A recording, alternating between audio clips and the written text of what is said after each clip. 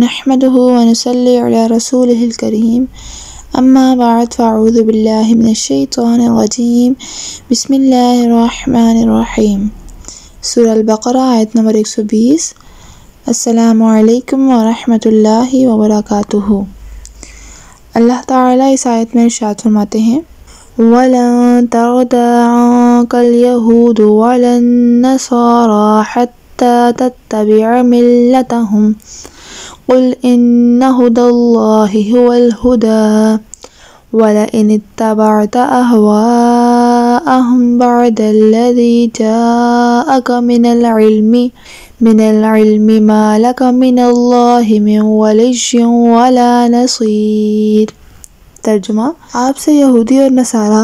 ہرگز راضی نہیں ہوں گے جب تک کہ آپ ان کے مذہب کے تابع نہ بن جائیں۔ آپ کہہ دیجئے کہ اللہ کی ہدایت ہی ہدایت ہے، اور اگر آپ نے باوجود اپنے پاس علم آ جانے کے پھر ان کی خواہشوں کی پیروی کی تو اللہ کے پاس نہ تو کوئی آپ کا ولی ہوگا اور نہ کوئی مددگار۔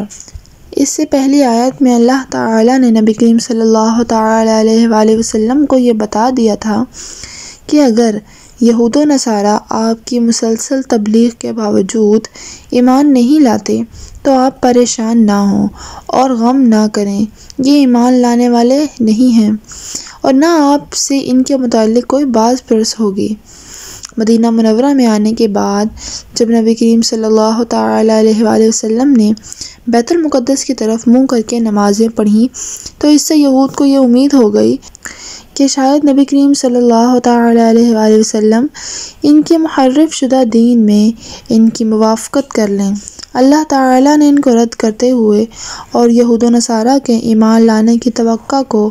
منقطع کرتے ہوئے فرمایا کہ یہود و نصارہ آپ سے ہرگز راضی نہ ہوں گے جب تک کہ آپ ان کی ملت یعنی ان کی تحریف شدہ دین کی پیروی نہ کر لیں، اور ظاہر ہے کہ یہ محال ہے۔ پھر اللہ تعالیٰ نے فرمایا کہ آپ ان کو بتا دیں کہ حقیقت میں ہدایت وہی ہے جو اللہ تعالیٰ نے دی ہے، یعنی ان کا محرف شدہ دین ہدایت والا نہیں ہے۔ لیکن اس کے بعد اس آیت میں اللہ تعالیٰ نے فرمایا کہ اگر آپ نے وحی نازل ہونے کے بعد بھی بفرض محال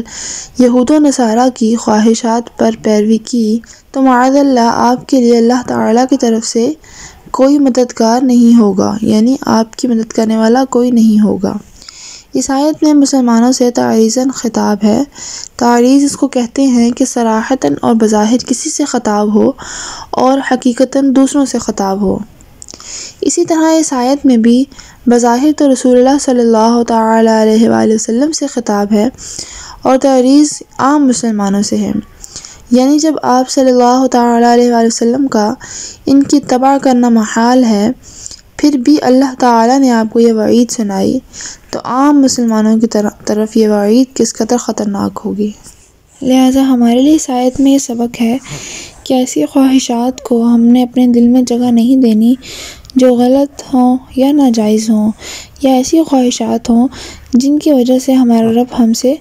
ناراض ہو جائے اور ہم بے یار و مددگار ہو جائیں۔